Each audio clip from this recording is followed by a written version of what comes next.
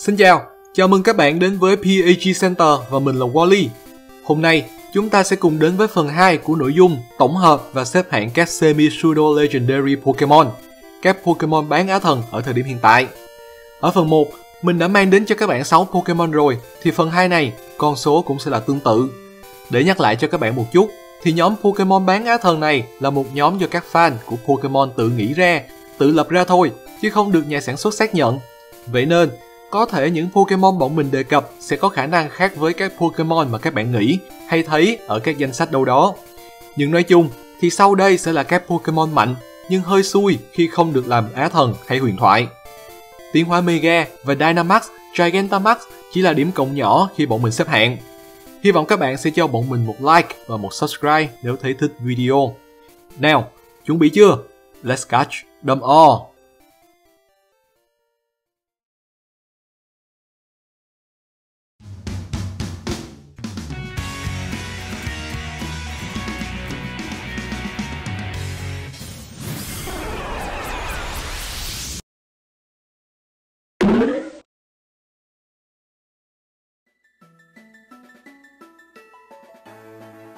Nói về độ xui xẻo trong việc phân chia nhóm thì chắc Arcanine nhận mình số 2 thì không Pokemon nào dám nhận số 1.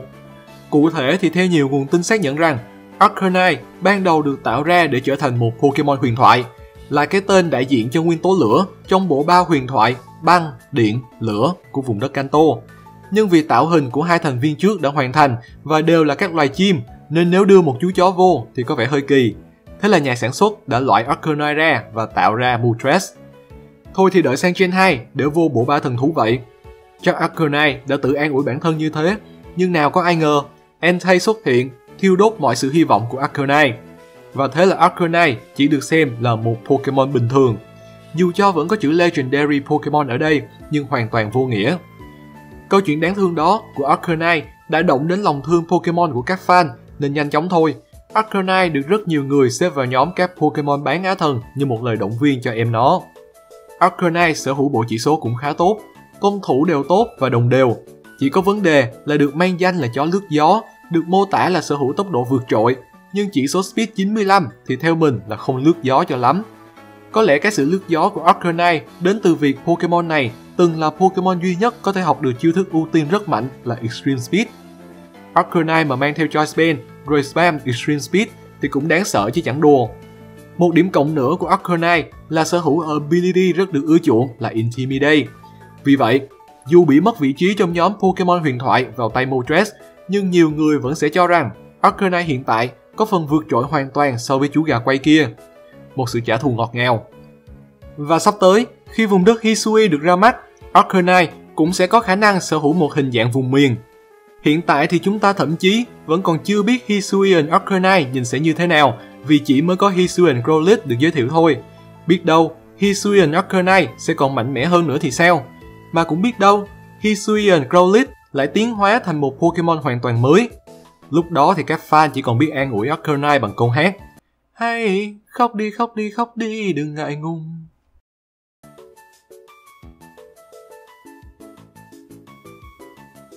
Vùng đất Hoenn hiện đang là một trong hai vùng đất có số lượng Pokemon bán á thần nhiều nhất với 3 cái tên.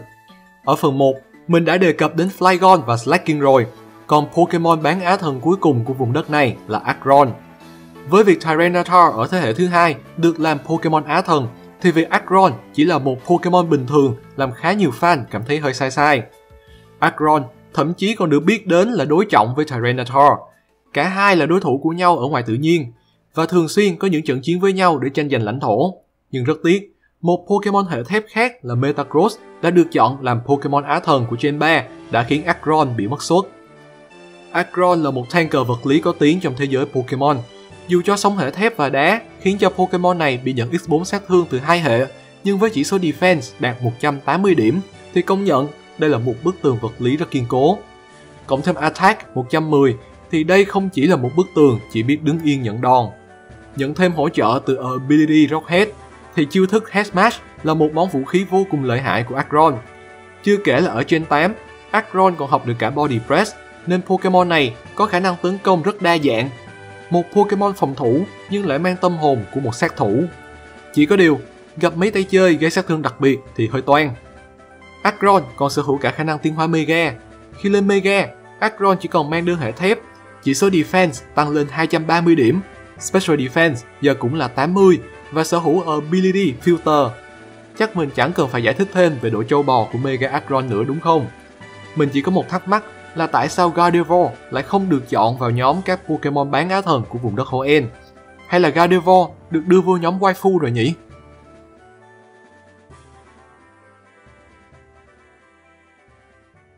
Một Pokemon quốc dân cũng không kém cạnh gì Gardevoir chính là Lucario. Cũng giống như Zoroark, Lucario cũng bị kha khá các khán giả Pokemon hiểu lầm là một Pokemon huyền thoại vì cũng có movie riêng, thậm chí là còn nói chuyện với con người được cơ. Nhưng thật ra thì cũng chỉ là một chú chó nhà giống với Arcanine mà thôi, cũng chỉ là một Pokemon bình thường. Nhưng sức mạnh và khả năng chiến đấu của Lucario thì không bình thường chút nào. Cả hai chỉ số tấn công đều khá đồng đều và đều từ 110 trở lên. Có cả Nasty Plot và Short Dance để thích đi theo hướng vật lý hay đặc biệt đều được cả. Nhưng vì Lucario có thể học được Extreme Speed nên người chơi đang ưu tiên cho Pokemon này đi theo hướng vật lý hơn để phát huy hết sức mạnh của chiêu thức ưu tiên kia. Meteor Mash cũng là một con hàng khá chất lượng dành cho Lucario khi vừa mạnh, vừa cùng hệ và vừa có 20% tăng chỉ số attack lên một bậc sau mỗi lần sử dụng. Lucario còn có cả Ability Inner Focus để chống lại bọn có Intimidate, nên đây là một tay đấm vật lý cực kỳ chất lượng cho mọi đội hình. Tuy nhiên, tốc độ 90 của Lucario lại là một điểm trừ nhỏ, khiến cho Pokemon này vẫn có khả năng rời sân bất cứ lúc nào vì Lucario cũng khá mỏng. Điểm trừ đó sẽ được cải thiện khi Lucario tiến hóa Mega. Sau khi lên Mega, tốc độ của Lucario được tăng lên thành 112, nên tỷ lệ đánh trước được tăng lên khá đáng kể. Các chỉ số tấn công cũng được tăng lên ngoài 140 điểm, rồi còn cộng thêm Ability, Adaptability thì chẳng cần Extreme Speed, cứ Close Combat và Meteor Mash mà làm tới thôi chứ ngại gì. Nhìn chung thì Lucario là một Pokemon tấn công rất tốt, gánh vác được nhiệm vụ đầu ra sát thương cho đội hình, nên không khó hiểu vì sao đây lại là Pokemon quốc dân và được các fan đưa vào nhóm Pokemon bán á thần.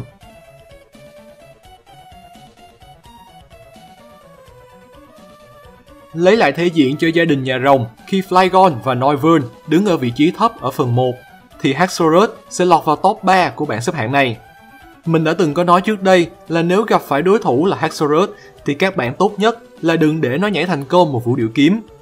Lý do là vì chỉ số attack căn bản của Pokemon này vốn đã là 147 điểm rồi. Nếu được tăng gấp đôi nữa thì one hit KO mọi đối thủ là việc quá đơn giản đối với Haxorus. Cộng thêm cả Ability Mold Breaker thì Pokemon này gần như sẽ luôn gây đủ đam cho mọi pha ra đòn. Kiểu mang theo Focus Shot ra sân để lượt đầu múa kiếm, rồi sau đó thì sử dụng Outrage thì Haxorus ít nhất cũng phải tự mình giải quyết được 2 đến 3 đối thủ của team bạn một cách dễ dàng. Và đây cũng là vấn đề của Haxorus. Mình cảm giác như Haxorus sẽ khó mà có thể trụ vững được từ đầu đến cuối trận đấu vì sức phòng thủ của Pokemon này khá kém. Cộng thêm Speed cũng chỉ có tính cạnh tranh là 97 điểm, nên chỉ cần bị phản công thì Haxorus vẫn có khả năng cao phải lên bảng điểm số. Nên dù biết là sau khi sử dụng Outrage thì Haxorus sẽ bị bối rối, nhưng người chơi vẫn chấp nhận dồn đam hết mức có thể để Haxorus có thể làm được công việc tốt nhất mà Pokemon này có thể làm. Combo Short Dance và Outrage được đánh giá rất cao nếu gặp phải các tanker cực trâu bò hoặc những Pokemon có thể set up với Iron Defense. Bọn mình cũng nhận được nhiều câu hỏi vì sao không cho Haxorus sử dụng Dragon Dance thay vì Short Dance, vì Dragon Dance sẽ tăng cả tốc độ và công vật lý của Haxorus lên một bậc. Vậy mình sẽ hỏi các bạn một câu, nếu các bạn đã tính đến phương án an toàn như vậy thì liệu các bạn có sử dụng Outrage hay không? Bởi vì nếu không sử dụng Outrage thì chiêu thức cùng hệ rồng mạnh tiếp theo của Haxorus là Dragon Claw thua kém 40 điểm sức mạnh. Lúc đó thì lượng đam Haxorus gây ra sẽ là thấp đi rất nhiều khi so với combo Short Dance và Outrage, khiến tỷ lệ one hit KO đối phương theo đó cũng bị giảm đi đáng kể. Rồi không one hit KO được thì bị phản công, rồi cũng lên bảng điểm số ngồi thôi chứ có khác gì đâu. Còn nếu dùng Dragon Dance rồi vẫn dùng Outrage thì sát thương gây ra cũng bị giảm, tỷ lệ one hit KO đối phương cũng thấp đi, nhất là trước những tanker. Nếu vẫn one hit KO đều được thì tốt, nhưng rồi sau 2-3 lượt cũng vẫn bị bối rối rồi bị phản công thì kết quả thì ai cũng biết. Vậy nên Short Dance vẫn là chiêu thức được ưu tiên sử dụng trong PvP hơn là Dragon Dance. Dragon Dance theo mình thấy là hợp với đi game hơn.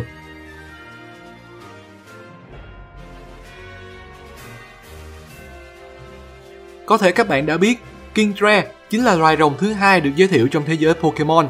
Trước đó, chỉ có gia đình Pokemon Á Thần Dragonite là những chú rồng duy nhất được xuất hiện.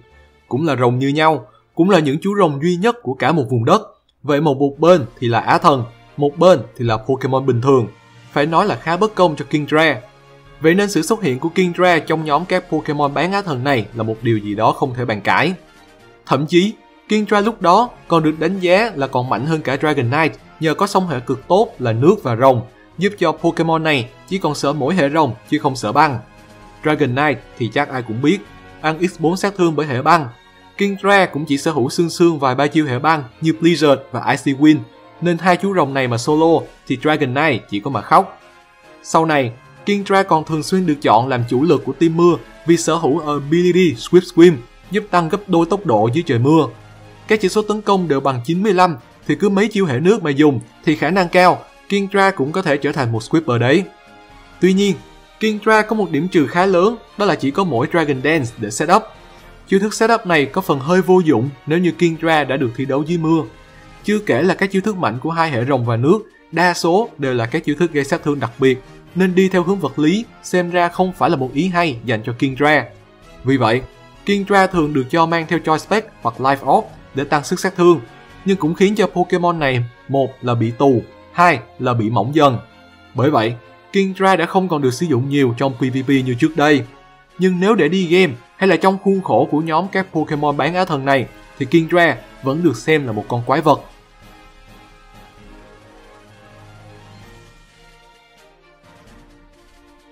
Và Pokemon được bọn mình đánh giá là mạnh nhất trong nhóm các Pokemon bán Á Thần chính là Volcarona, một Pokemon của vùng đất Unova, giúp cho Unova cũng sánh ngang với Hoenn trong việc sở hữu đến 3 semi-pseudo legendary Pokemon. Khi nhắc đến Pokemon tượng trưng cho mặt trời thì bạn sẽ nghĩ đến cái tên nào? Solgaleo? Không, đó chỉ là con quái thú tàn phá mặt trời nhưng bị hệ lửa cho ăn X2 sát thương thôi. Solrock? Cũng không đâu, vì Solrock chỉ là một viên đá thiên thạch có hình dạng mặt trời thôi. Chính là Volcarona. Chính chú bướm này mới là Pokemon tượng trưng cho mặt trời và được xếp hẳn vào loại Sun Pokemon.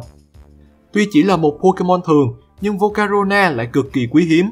Tỷ lệ xuất hiện gần như thấp ngang ngửa các Pokemon Á Thần. Pokemon này còn được người dân Unova tôn thờ như một vị thần thật sự, khiến nhiều người không khỏi nhầm lẫn rằng đây là một Pokemon huyền thoại. Có hai lý do mà mình nghĩ khiến cho Volcarona không được chọn làm Pokemon Á Thần hay huyền thoại. Một là gia đình Pokemon này chỉ có 2 cấp tiến hóa. Hai là vì Pokemon này mang hệ côn trùng.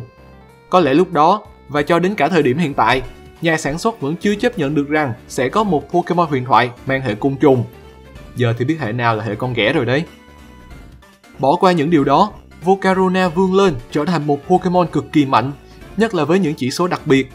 Pokemon này còn sở hữu chiêu thức tấn công độc quyền hệ lửa là Fire Redance với sức mạnh 80 và có 50% tăng chỉ số Special Attack sau mỗi lần sử dụng. Một con hàng chất lượng thật sự. Thêm nữa, ở thời điểm hiện tại, Volcarona còn được xem là cái tên có thể phát huy được tốt nhất chiêu thức setup Quiver Dance. Một pha setup với Quiver Dance thôi cũng đủ tạo cảm giác Volcarona đã trở nên bất khả chiến bại. Ability Flame Body, bể chiêu thức có thêm mấy chiêu như Bug Burst, Flamethrower, Psychic, Giga Ren, Roots.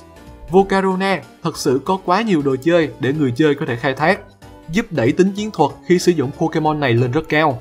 Vì vậy mà hiển nhiên, Volcarona được cho là Pokemon mạnh nhất trong nhóm các Pokemon bán Á Thần ở thời điểm hiện tại. Chỉ có điều, các chỉ số vật lý hơi kém, còn bị ăn X4 sát thương bởi hệ đá nữa, nên đôi khi ra sân bị đạp đinh, đạp đá thì cũng lên bảng ngay.